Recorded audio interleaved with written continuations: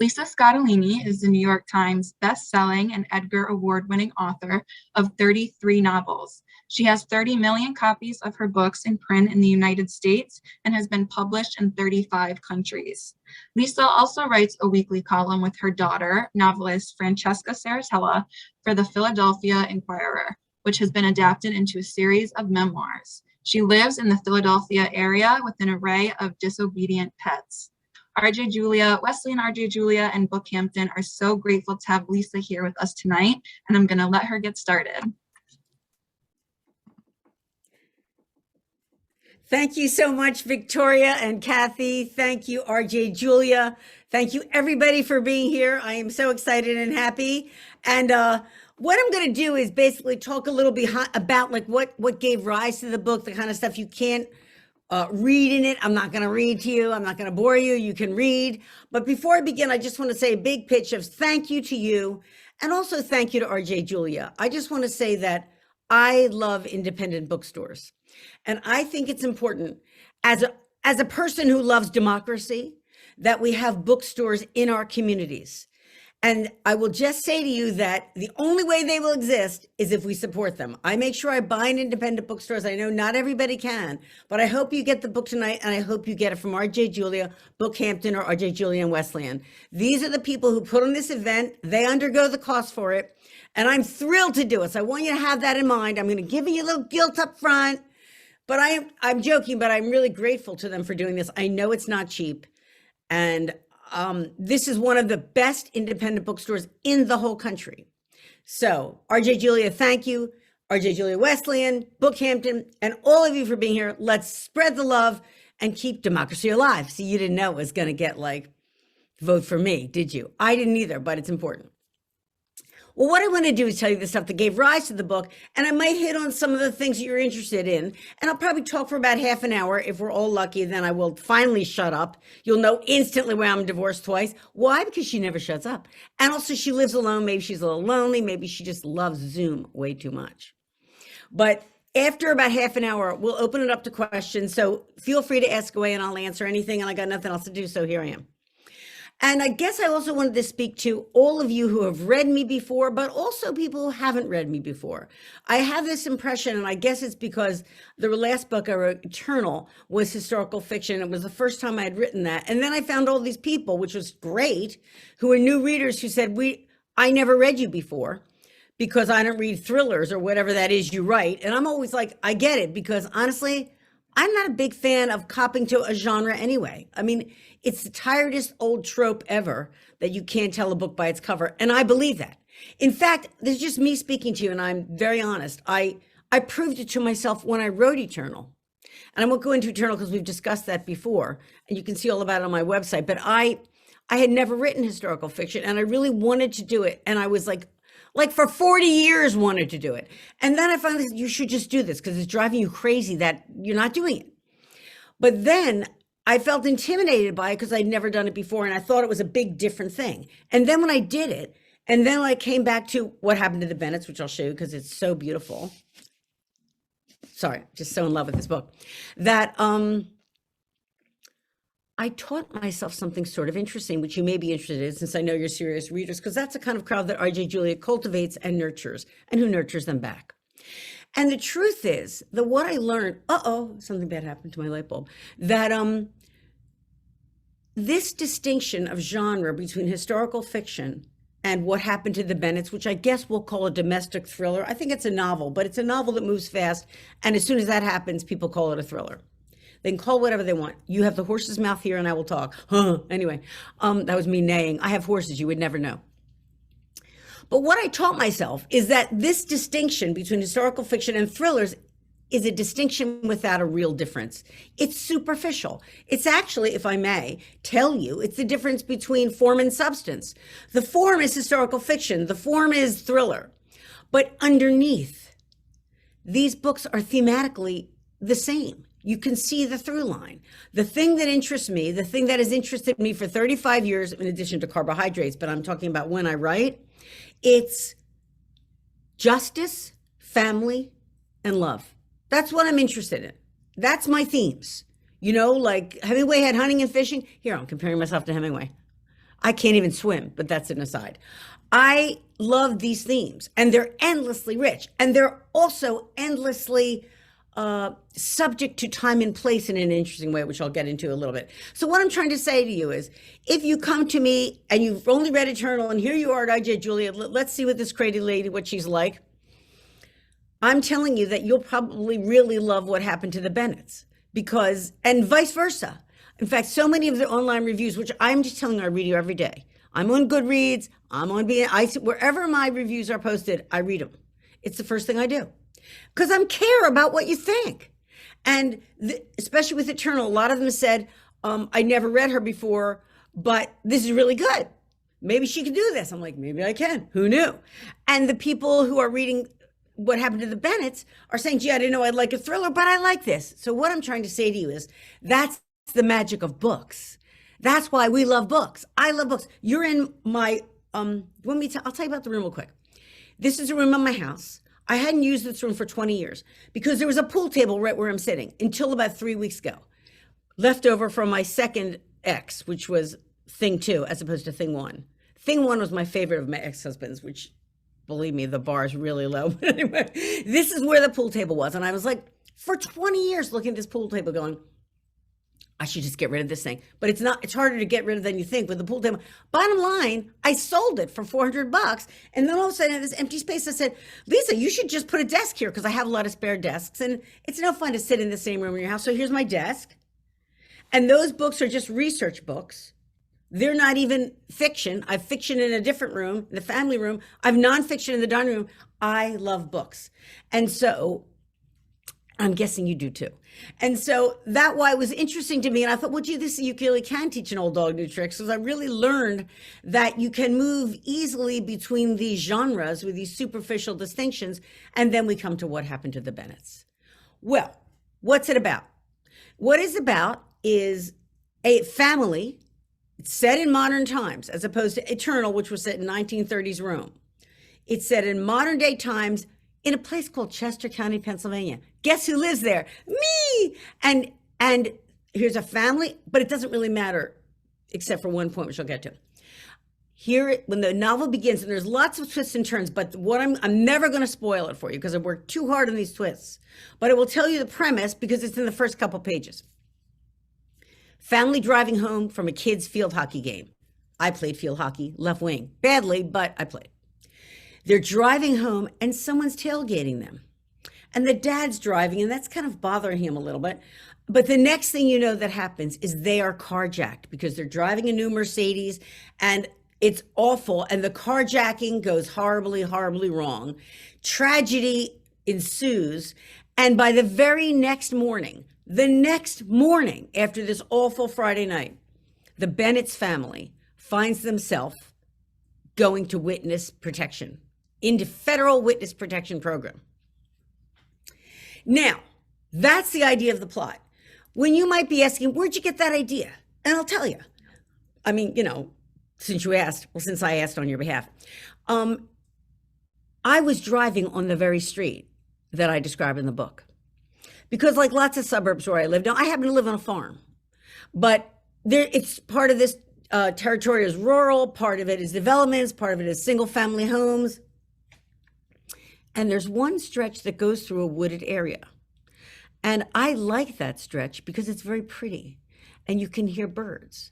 So I imagined myself doing that. And I thought, okay, because every time I drive it, it's always dark and there's no street lights and there's a single lane. And the idea came because a tailgater came up. And I will tell you that I hate tailgaters, like really hate tailgaters, because it pisses me off. That's a little rude. And this is Connecticut, so I'll try to keep it classy. But, I just don't like it. I don't like, maybe because I'm, at my age, I don't want to feel rushed, man. You're not the boss of me. Now, I'm not one of these. And I thought a little bit about this when I was like, that would be a book. If this tailgater was carjacking me, in a way, and to segue into this character a little bit, it's a family, the dad's driving. A little bit he's based on my own dad. Because when we writers are supposed to write something, we're supposed to show you and not tell you. So I thought this is interesting because everybody in the family will have a different reaction to the tailgater, right? It bugs him, but he can't move over because there's no other place to go. That was my problem that night. And also, he wants to enjoy the ride. He's a little like little Lisa. He doesn't want to be told what to do. And his wife, who's a little more practical, and she's really a terrific character. I think you'd love her. Her name is Lucinda, and we can talk more about her later.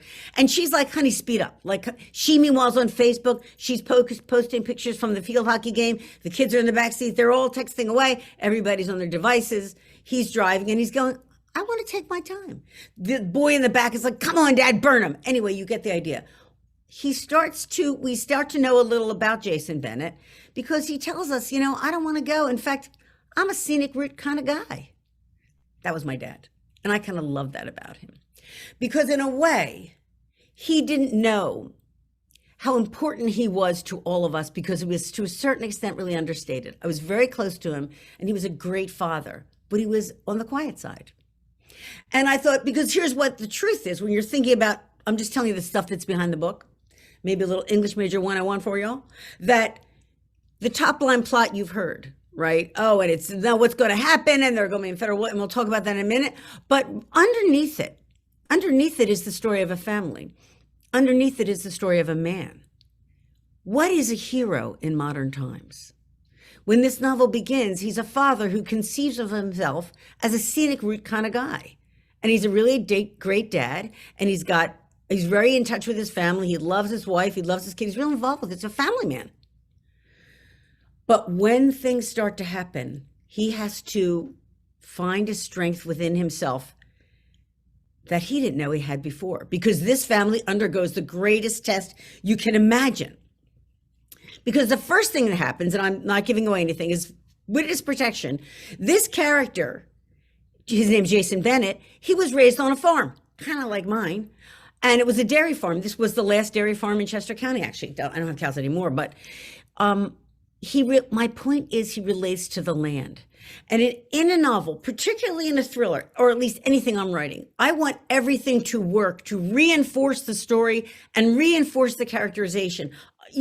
Everything has to be efficient in a way. So when you're choosing setting, you're being efficient with that too. So Jason Bennett, I let you know, well, he grew up on this farm. He's a terra firma kind of guy. He relates to land.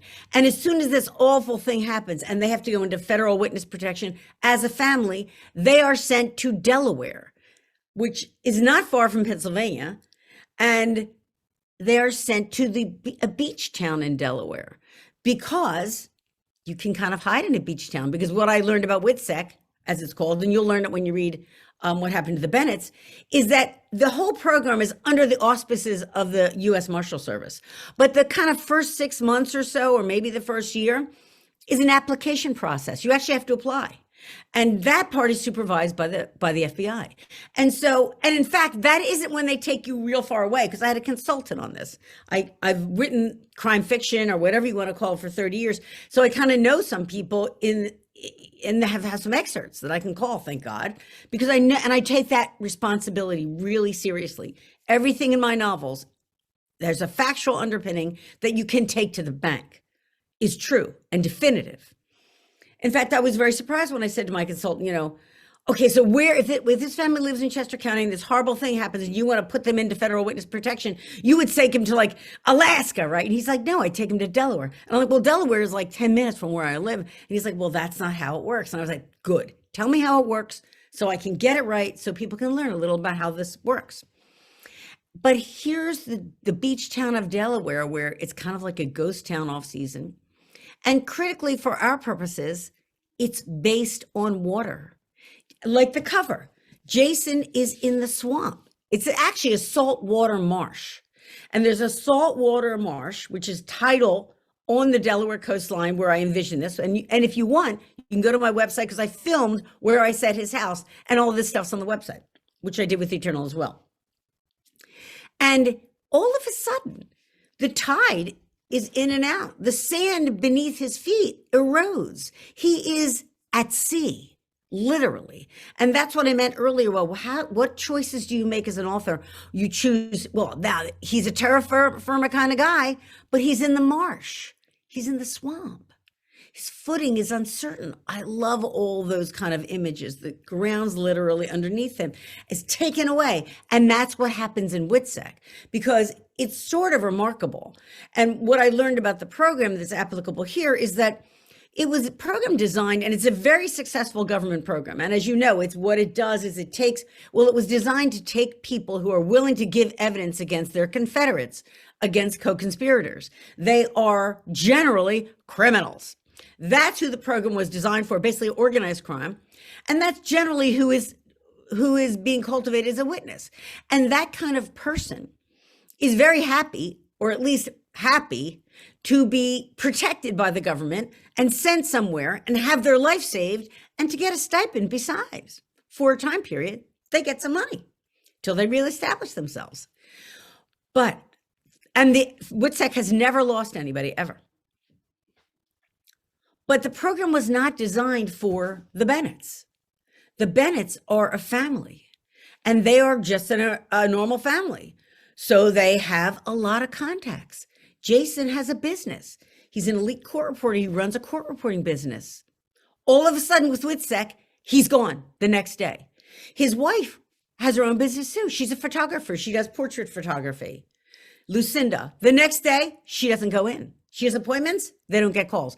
The kids, they're in school, they have soccer, they have violin, they have, band, they have all the stuff, they have a field trip planned, they have friends, they have texts, they have Snapchat, all of the connections we have. Think of the connections you have, imagine it. I do live alone, but I have great girlfriends, I have friends, and we see each other. I take yoga with my girlfriends. I go for walks with them. When I'm going to go on vacation, if I'm going to disappear, I don't just disappear. I live on a farm. I have a dog sitter. I have a cat sitter. I have a chicken sitter. I have a horse sitter. You can't just walk away from a place like this. Animals have to be taken care of. And I have lists like you do. Even if you don't have a farm, we go, here, if there's a fire, call this. If there's this, call this.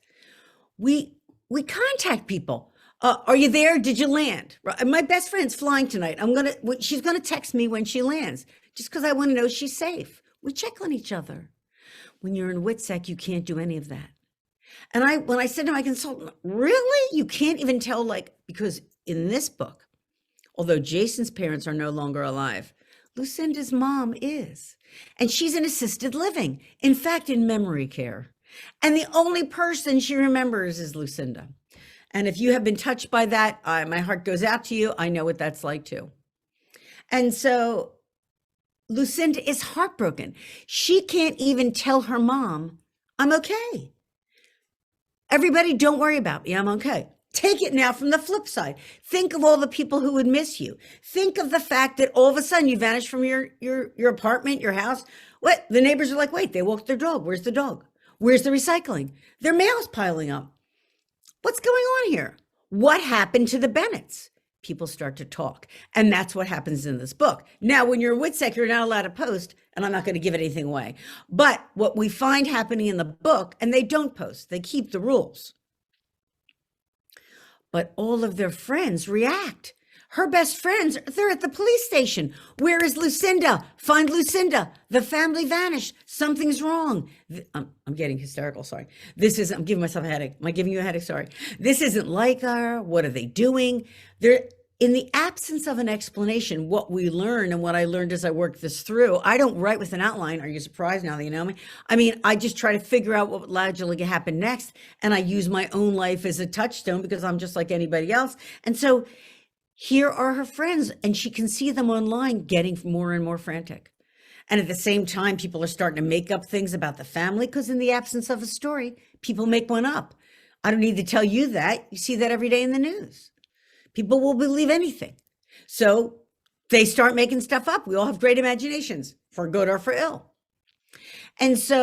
And also in this book, there's another aspect, which is a real phenomenon, because I have to write in real time if I'm going to set a book in contemporary times. And I thought of those people who are crime bloggers. You may have heard about them. They're just people like you and me online who solve crimes. They investigate themselves. They get documents under the Freedom of Information Act, or they cooperate with the police. They're on TV all the time. They're on Lifetime. They're on, investigation, discovery, all those true crime.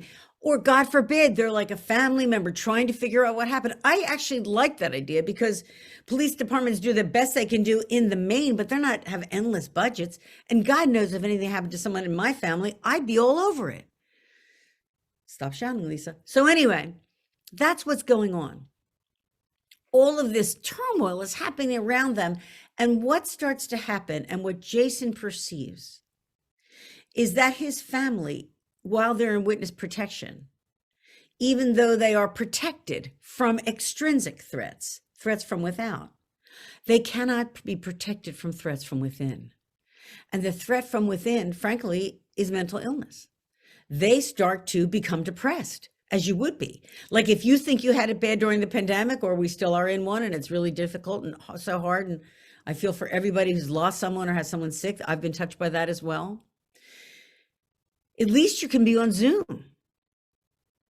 Imagine your isolation being so complete and how that would make you feel over time when you have to leave everything you know and love in order to save your own life. And you can't contact those people because you endanger them. That's the kind of stuff that's happening. And this marriage, which was previously pretty good, Jason's very happily married. He starts to see his wife become very depressed.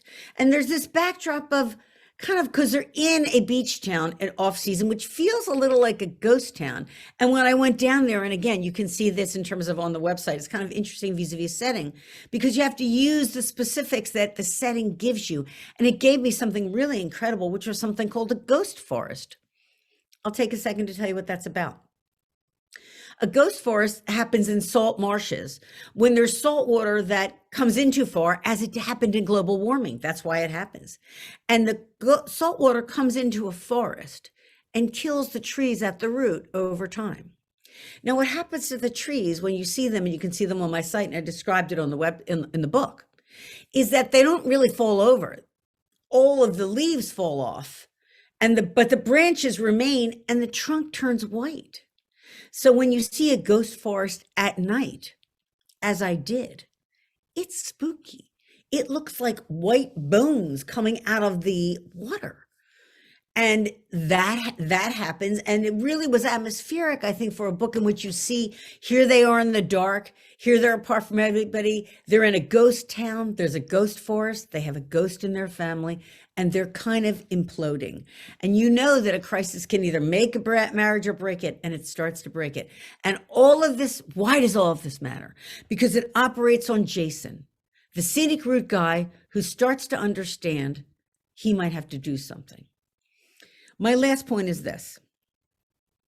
I really wanted to write a book. Now, I used to be a lawyer, and I used to be an adjunct law professor, and I loved those things because I love issues of justice. That's why I write about them now. And they're dramatic, and they're true, and they're so important to us all, like democracy, like I talked about before. These things go hand in hand. Justice and peace and love are all of a piece, frankly.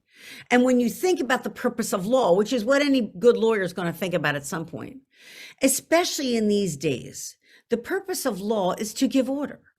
And when we see, I'm very aware, I have to be, it's my job to be, of where am I, in what is the climate in which I am writing? How are we feeling about justice these days? And as a person who's written almost 35 novels in a span of 35 years, since I graduated law school and was a lawyer, I can tell you that there's very different views. Way back when, law led to justice, and the good guys, we kind of knew who they were. But as I've gotten older and we have all changed, we have seen that law doesn't always lead to justice. We have seen that law can change, and the administration of justice can change depending on race, socioeconomic values, geography, politics. All of these things make everything more complex than it used to be. Law can actually thwart justice. And I venture to say, whether you're a Republican or Democrat, don't freak out, calm down, everybody. But the truth is that I bet neither party is very, very happy with the institutions right now. 20 years ago, you probably could not name a Supreme Court justice. Now you have opinions about them. And the opinion of the court has gone down. The opinion of the FBI has suffered. the opinion of the court system, the criminal justice system, policing. We have a lot more views than we ever did before, and we're all saying it. Now, here comes little Lisa, and I'm going to write something that's credible. And I thought that really dovetails with our friend Jason Bennett. Because what happened to the Bennetts? I really love that title, but I'll stop. What happened to the Bennetts is that these institutions fail them in the way that to a certain extent they have failed us. And I said, what's the good part of that? Well, I think as someone who loves law and loves justice and believes in both, just like you, that you start to understand that justice can be, and you can enact justice.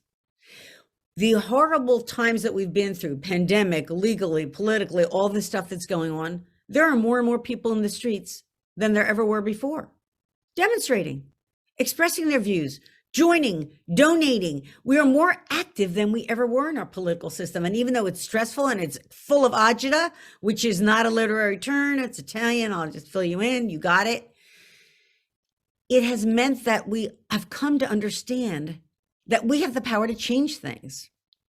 En masse, we do.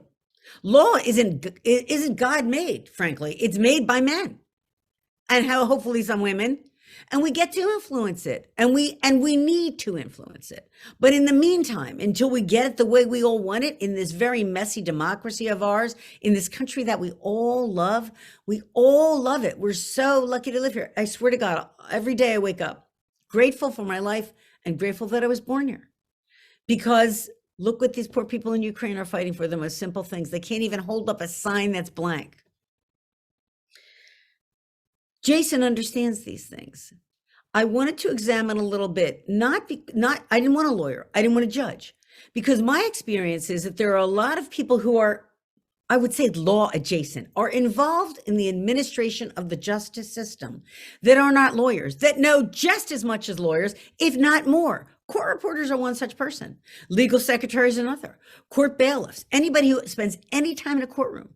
Law clerks. I was a law clerk for a federal judge and a state appellate judge.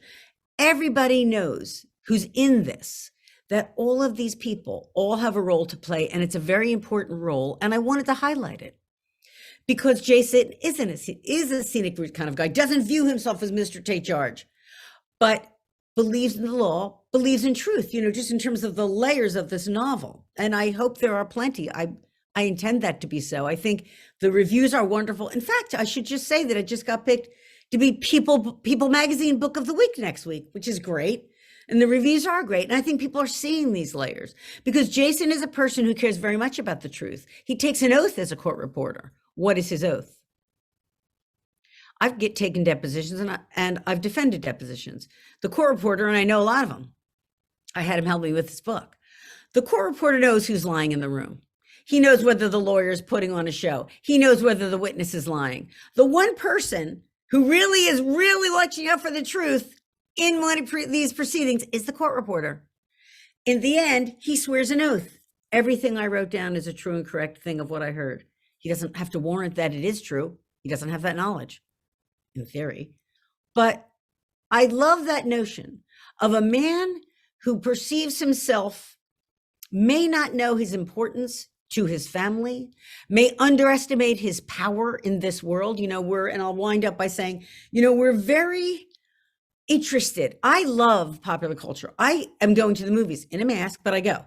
And I saw Spider-Man, and I love all that stuff. I just love our culture. I read like a ton, and I see movies, and I watch Netflix, and as I said, I'm lonely. I love spare time. What can I tell you?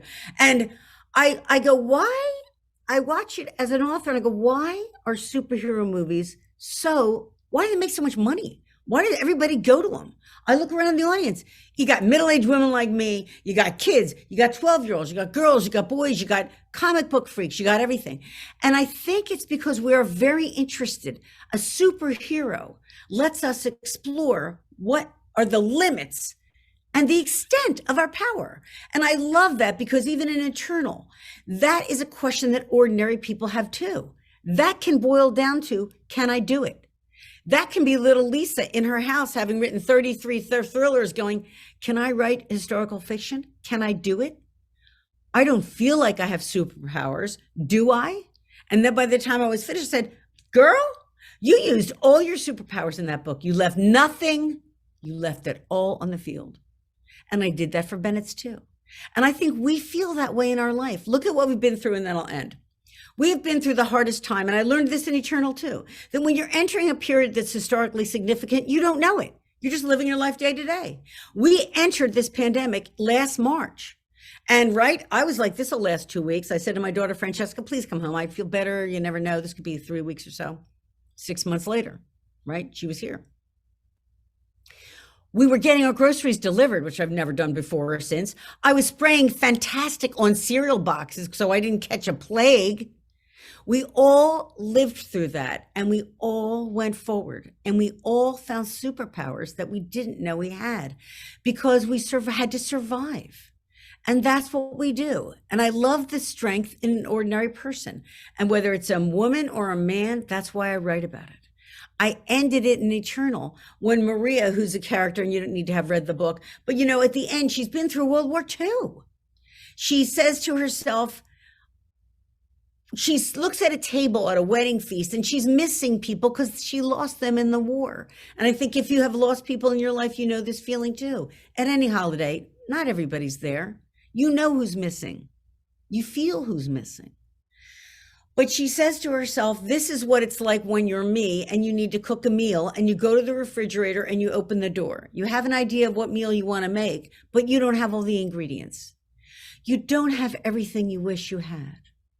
But the question you ask yourself, and everybody who cooks knows this, the question you ask yourself is, what can I make with what I have? And I thought to myself, that is essentially the question of survival. That question is, how do I survive? How do I persevere through hardship? How will I get through this? How will I get my family through this? How will I go from scenic guy to a guy who actually who you know, he ain't Spider-Man, but wow, he really changes and grows. And I'm not going to tell you more than that. I think it's I'm very proud of the book. I think it's really wonderful. I think it will take you all that good stuff that make you feel riveted and page turning and can't put it down. But I think it's also a journey of the heart too. And that's really important to me when I write. And that's what I'm hoping to give to you every time. So that's my little speech. Kind of rambly, sorry. Thank you so much for being here. We'll open it up to questions. You can ask me anything. I do hope you'll get the book because I know you'll love it. And I do hope you'll get it tonight from RJ Julia because they deserve your love. Victoria, take it away, Victoria. Yes. So if anyone does want to buy the book, we highly recommend it. And there are links in the chat so you can easily click on those and purchase it. Or you can come visit us in store if you would prefer for in-person shopping. But just get a copy of the book. We have signed books as well. So use our chat to go and buy them. But in the meantime, we're going to open it up to questions. Yes, and we will also say signed books make great gifts. And they're all signed. And Mother and Father's Day is coming and graduation, and you get the idea. Beautiful. So I'm going to start off with a few comments just to get those out of the way. I think they're nice. So I'm just going to share them. Yeah, I'll do the nice ones first. Cheryl said she started reading the Bennetts yesterday and loves it. She didn't want to put it down and go to sleep last night. Aww. She loves the new room. Hoping you're not missing your seafood meal too much. Can't wait till you come back to see T and RJ Julia in person. Also, if you get a chance, take a listen to Reba McEntire's The Greatest Man I Never Knew. I think you'll really appreciate it. Oh, I love her. Okay, I will do that. Thank you so much. I appreciate that. And then another comment. I don't have a question, but the book sounds so good. I'm a court TV fanatic and have always been fascinated by the court reporting as a profession. Can't wait to read it. I used to be on court TV. I love court TV. I just think it's wonderful. I wish the Supreme Court had TV in it. We should get to see these processes. They are our processes and we pay for them and they are so important, but that's me on a soapbox again. And just a reminder, you can still ask questions using the Q&A at the bottom of your Zoom screen. But one of our questions, we are so lucky you left the law for writing. Why did you make that change? Oh, that's so nice. You know, well, I always keep it personal, so I'll keep this personal too.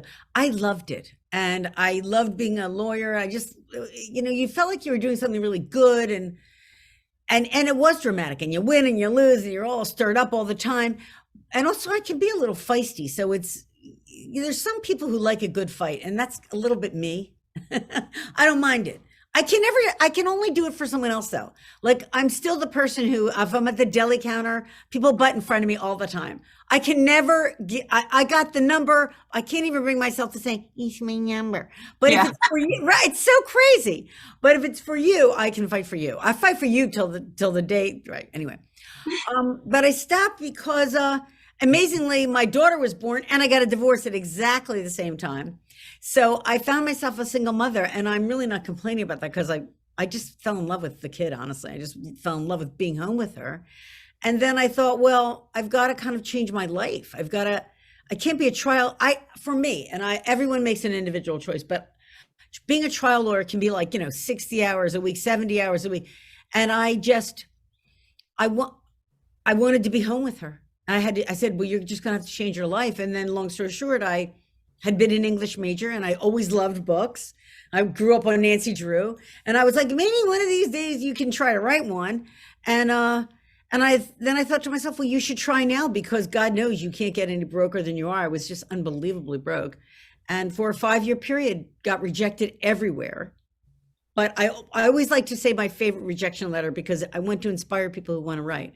Because it was a New York agent who said, we don't have time to take anybody, and if we did, we wouldn't take you. Well, okay.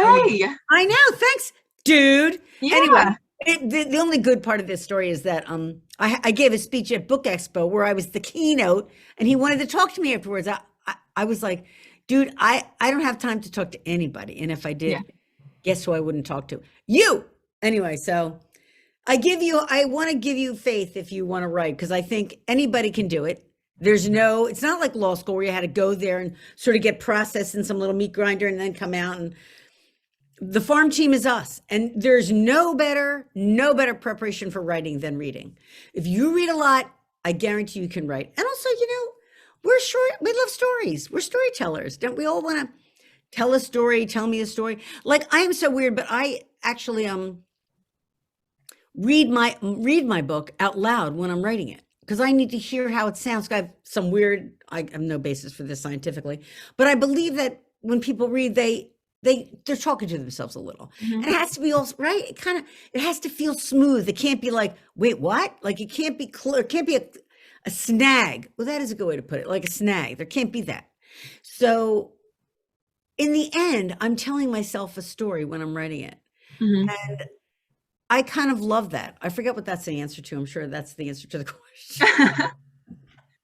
Do you write and then kind of read in sections, or do you do it kind of more as like a final read through? I mean, as I go. I don't let myself edit though.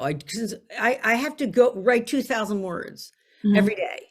And I do that till I have a first draft. Now, a book's about 90,000 words, so you can do the math. You should probably have a book in, I think, what did I figure out? I can never do this math, and I've been doing this for 35 years. I think it's like 2,000 words a day. You should, in theory, have 60,000 words a month. That doesn't really happen, because some days you fall short or you don't make it. But generally, in the past, for 10 years, it took me 6 months to write a book. I was doing 2 thrillers a year, maybe legal thriller, domestic drama, novel, whatever you want to call it.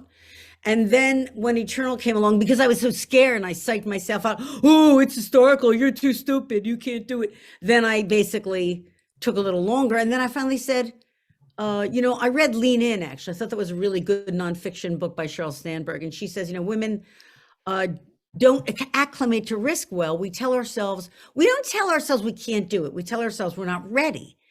And watch out for not ready. Not ready is in disguise scarediness. Don't be not afraid, in other words.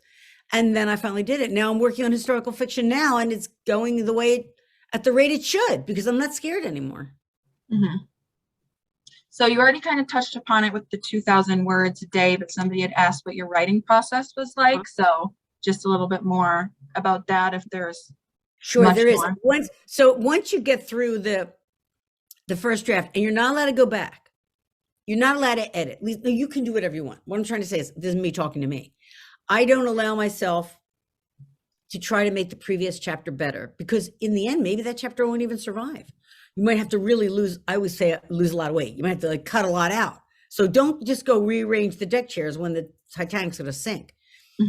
It's really not a good analogy, but in any event, so I get the whole book down, and then I'm the happiest person on the planet, because the first draft is so hard, and it isn't really good. You're trying to think, oh, what verb should it be? Bolted? Should it be darted? Should it be raced? You know, it's really because you don't know what the character would do next, and in particularly in what happened to the Bennetts, because there are a lot of twists and turns and a lot of surprise. I'm like, oh, I was going to say shit, but okay, shit. You know, this character is going to go. It's written in his viewpoint. You know, what would he do? What's he going to do now? And when I finish the day, I go, oh no, what's he going to do? And that's kind of like nerve wracking. Like you have to take a shower, or you have to walk the dogs, or you have to look away from it. And then maybe the next day you can channel him better. Once I have that all out, there's a saying that is Hemingway said, and he said, write drunk, edit sober. And that's actually pretty good. I don't write drunk, but the idea is let it all come out when you write. And I say this to anyone, just let it all, don't judge yourself. Philip Roth says, just write it. It's not for you to judge. Stephen Sondheim says, you know, stop wondering if your vision is new. Let others make that decision. They usually do. You keep moving on. These are my little mantras. That's how I know them. I say them to myself all the time. So you get it down. And then when you have a story, then you can really, I always think I'm channeling my inner bitch. That's what I think. Then I go, okay, Lisa, now you got to make this good now. Like enough with this palaver. You got to tighten this up. And you basically look at every sentence and go, justify yourself. I mean, I actually think that. Why is this here? Especially nowadays, because God bless people, especially serious readers, you know, and audiobook listeners too. I'm a huge audiobook fan. The audiobook of this is sensational. I'm sure we can get it from independent bookstores too. It's read by Eduardo Ballerini, who's amazing. You want to, a lot of times people are listening all of a piece. I've done that. I've listened for 3 hours. If I'm doing needlepoint, I'm taking the night off. This is my needlepoint pillow, see? I did them. I have like 20. Very nice. I did like 1 million of them during the pandemic. It's crazy. I just have to show. All right, I won't calm down. So I listen to an audiobook and I do needlepoint. So I'll listen for 3 hours at stretch. Well, that's a lot of a book. What I'm trying to say is that's why you want to look at each sentence and say, justify yourself, because there are people who will sit down and gulp it all down. I have readers like that. I am a reader like that. So you don't need to tell them twice. People don't like that. They paid attention. They're there for you. Don't waste their time. So that's the kind of way you talk to yourself when you're getting the edit, and you get to just, and that's the great, I mean, it's, the writing process is so difficult. So people who try it don't feel that it's going to be like a snap, because I've been doing it for 35 years and it's not a snap. Every book is different. Every book has its own challenges. I kept thinking there's so many, this poor guy, Jason Bennett, keeps hitting these walls. How's he going to get out of this? And he has to be credible. So I tried to figure it out, and that's all it takes. That's the whole process. It ain't pretty, but that's the truth. All right. Do you think we're more politically/socially active now than in the 60s and 70s? I actually think it's a very similar cycle. And it's interesting because, you know, I taught this course called Justice in Fiction at Penn Law School, which I developed. But it was interesting because I'm always interested in looking at why fiction arises at a certain point in time. And like, if you go back to the 60s and the 70s, after the Vietnam War, after Watergate, you know, you want to take a second to look at images of law and justice. Remember that we had an attorney general who went to jail. Okay, that's going to put your notion of government. We totally started distrusting the government. Law, the FBI, we find out Ed Jaeger, who was spying on people. He's, you know, I mean, it is not an accident. This is just my theory, but I happen to think I'm right. Of course, I always think I'm right, so I'm divorced. Is that the most important, popular, widespread work of fiction after that time is The Godfather. That's why, because in The Godfather, all of a sudden, who's the good guy and who's the bad guy? Well, you're rooting for Michael Corleone, except at the beginning of the book, he's a hero, and he has to be taught to hold a handgun. Even though he's a war hero, He hasn't used a handgun in a basement. And so it's very interesting because in The Godfather, as he rises in power, he actually descends in morality, which is why there's such a great wrench in The Godfather. But the turnaround in The Godfather, you're rooting for the anti-hero. The cops are all corrupt. The mob is the one that you're loving, even as you're horrified. That is successful because of the turbulence of the time. And so when I come to right now, I have Jason Bennett, and he's finding out all this stuff he's learning. And he's like, he doesn't know who the good guys and the bad guys. He starts to think, that's a good bad guy, but that's a bad good guy. And we are really trying to muddle our way through that now. But I think that resurgence is happening, and I think it's even happening more. And as I say, even though it stresses us all to the max, I think it is a good thing that we take ownership of things that we have previously ceded to others who mishandle it or engage in graft or do all manner of very bad things that need to be cut it out, guys. Yeah. All right.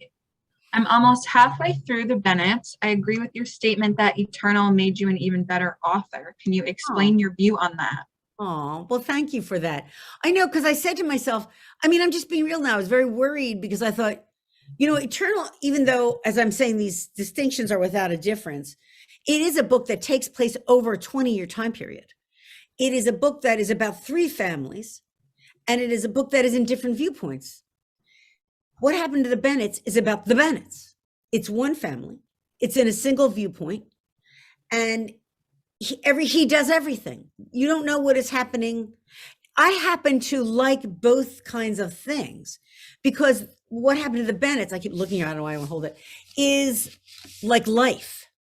Like what happens to him is you're getting carjacked and you're getting tailgated and you're getting carjacked, and then your life turns upside down and you have to see what happened next. And God knows we have all been thrown for loops. And how you deal with it, you can't know what's happening. I'm here in my house by myself. If there's a bad guy breaking in, I have all the dogs locked in another room so they don't bark. Try to be professional, right? If somebody's breaking in, I don't know it. I'm blissfully ignorant until we hang up. But you can tell that story lots of ways. The most suspenseful way to tell the story is to show the guy breaking in while I'm talking. Then you're going to be real worried about me. But what I had to do this, and why I think I was nervous, because I thought, first, can I go back? Can you flow between that kind of story in Eternal and this kind of story? But the answer is yes, you can. And I think to a certain extent what Eternal taught me, especially because it was based on history, and that was interesting, was allow these characters' history, allow his history to come through. That it taught me that our history informs us, our personal history, in a way normally I didn't spend a lot of time on it. It's not a very long book, but I told enough that it anchors him a little better for the reader. And I didn't do that before. I hadn't done it before Eternal. And I actually think it was a kind of a good thing to do. I hope you don't think I'm bragging. I'm trying to answer the question because I observed it myself. I said, oh, well, that's different. You learned something. By the same token, I write these humor columns, as you said so kindly. I write them for the Philadelphia Inquirer with my daughter, Francesca Saratella. RJ Julia was so kind because those were collected in memoirs and still are. You carried them. You were among the first stores to carry them. Now, those, I write them every week. You can read them if you don't subscribe or have the books. You can always get the books, but you can read the current ones on my Facebook page. I put it up every Sunday morning at 9:00. Now, the reason I'm saying this is because that's about an 800 word, 700 word exercise. It's tell us one thing, get to the point, and get out of it. And when you do that for about 12 years, as I have, I think even that exercise has helped me get to the point better. I'm not trying to get to the point now, so don't judge by the way I talk. But in the books, I think I do better. I think I write in the long form better because I practice all the time on the short form. Nice. Okay, we actually had a question about the dogs and the animals. So someone said they love the amount of animals and how are you keeping them quiet during this talk? And you answered that without even knowing it was a question. That's so funny. The funny thing is I'm not keeping them quiet because I just put them in a room that has a good enough door that's a little bit of a seal. I can hear Peach barking constantly. I have a mom and two her sons. And This dog is like so old and all she does is bark constantly. She's like the watchdog, like, Yeah. so if there's squirrels out there, it's dark here now, like where you guys, squirrels, deer, fox, she's all over the situation. She has no teeth. Like she has one tooth. The guy pulled out her teeth. I would like to leave one. I'm like, why? She looks ridiculous. But they're all in the other room and I can hear Peach barking, but hopefully you cannot. Oh my gosh. Well, I can't hear her. I don't think Oh, anyone good. else can. Oh, good. Good. That one tooth. Oh my goodness. I know, it's so funny and cute. Well, I know that you probably want to show off your book a little bit more, so I want to talk about the cover. I think it's beautiful. I think the like simplicity of it, it's like, I don't know, it just makes me think like mysterious. I don't know, it fits so perfectly. So That's like, so how nice. did you get to choose it? What was your say in what you wanted? Well, I really love my publisher Putnam, and they're super collaborative, which is they make a bunch. I try to think visually, but I could never design a cover. Mhm. The only thing I knew, and they say, "What, you got any ideas?" They're super nice, and I go, and most publishers are, I hope, and I felt that there needed to be water Mhm. because it's so important to Jason because he can't, the reasons I said. So I said, I don't care what you do, but I think there should be some water on. And I think this was just sensational. And I do get to say, they show me some different iterations, some darker, some lighter, some with different kind of houses. Same thing with the title. Can you read it correctly or you see it? Do you see it backwards? Oh, good. I couldn't, this title just came to me I was like, in a way, look, I'm being real with you again. It's like, that's kind of weird. Like every book is what happened to, like here's Eternal. What's Eternal? What happened to Elizabetta? I mean, like every book is what happened to these people. Mhm. But I was like, I couldn't shake it. It's like, it's like that. I hope I get this title, which by the way, another great thing about the cover, because I have a long ass name. And when you have a long name like that, and then you have a long title, it's not easy to design. By the way, I have this wonderful blurb by Riley Sager, Taught in Tense. I have some wonderful blurbs from Megan Abbott and Robert Dugoni and Ala Fairberg, all who said they liked it. I just am so honored and so, lucky. I'm so lucky to have the support of people like that and bookstores like you and readers who have followed me book to book. I mean, there were a lot of readers who, gave Eternal a chance. And just because they trusted me. And I feel like that's my job. I said before that I was really broke for a long time trying to be a writer. And I still loved to read. So I was at the library all the time, but I would always buy one book. And the weird thing was I bought it for my dad because he loved books. And I could afford one hardback a year. And so I'm very mindful. No BS that a book is bought and sold. You and I can talk about art and all that stuff, but there's also a commerce aspect to this. Mhm. That's why I'm not shy about saying we need to support bookstores. You have to buy in them. And books are bought and sold. But I'm very aware that when I read a book, when I could only afford one, that I wanted to feel like I got my money's worth. Mhm. And I want people to feel like they get their money's worth. So that's what I always think. My job is to make you feel like to give you your money's worth and deliver for you because you give me your support. And my readers have been doing that for 30 some years. And a blessing and a gift. Yeah. Really. And I really do think that's such a beautiful cover. I don't know why looking at it, it's like, just makes me think like, what did happen to the Bennetts? Like, I need to know now. It's just like, it has such a mysterious feel. I think it fits so perfectly. It's just like, I love it. Victoria, you're so nice. I really appreciate that. Thank you. No problem. Okay, so this question I think is interesting. Does writing energize or exhaust you? I'm a pretty high energy person. I think it energizes me, even if it goes badly, because I still make myself finish. So when you have 2,000 words, I start at 9:00 right here.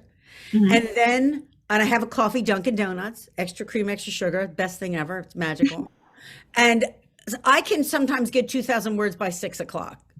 Sometimes I'll finish at 5. A lot of times I have to eat dinner and then come back to it. But I feel energized because I did it.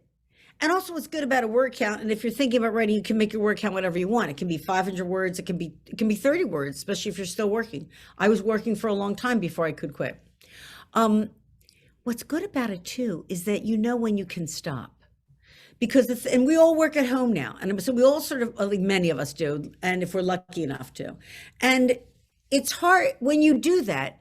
If you're just sitting around needle pointing, let's just say, you go, well, I should probably go upstairs and work. But you can't do that all the time. That's not good for you. So you have to have a point where I work on guilt a lot. So there's a point for me when I go, well, if I hit my word count, I got no reason to be guilty. No flies on me. I have a plan. If I just work the plan, you like say, trust the process, it will work. And so I feel very energized, especially when I'm done. I'm like, oh, look at you did it. You're such I dance around the kitchen. It's weird. I love that. Thank you. All right. I know how lucky I am. So we are unfortunately running low on time. So we're going to make this the final question. Okay. RJ Julia's favorite one, and a few people asked it as well. What are you reading right now? You know, unfortunately, right now I'm reading nonfiction about Sicily. I can recommend a book in that regard if you're interested in Sicily. Where was it? It was right around here. The Florios of Sicily. It's wonderful. But I read all the time. I love all of the thriller people. I love all the people that were nice enough to give me blurbs. And I'm not just saying that. I ask for their blurbs because I admire their work. Mm-hmm. Harlan Coben, David Baldacci, Louise Penny, Sandra Brown. There's so many, and I'm going to leave out about 1 million people. Forgive me. But I love to read.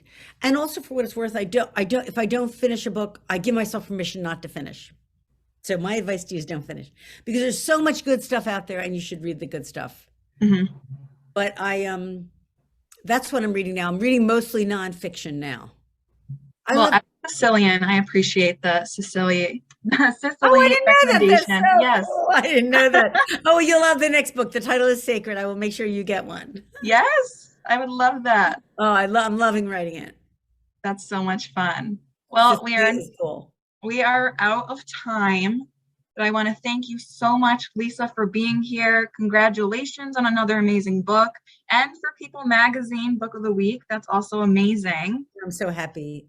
Yeah, that is awesome. You are such a sweetheart, and I love you, and I love the store, and I love everybody here. So thank you so much. But thank you for taking such good care of me, Victoria. And please take good care of this store and support it and get my book tonight. I would really love it. Yes, we have links in the chat, so don't forget to purchase your copy so you can get a signed copy as well, or come visit us in store. Thank you so much, everyone, for joining us tonight, and have a great rest of your night. Thank you, and stay well, everybody. Stay safe, too. Bye-bye.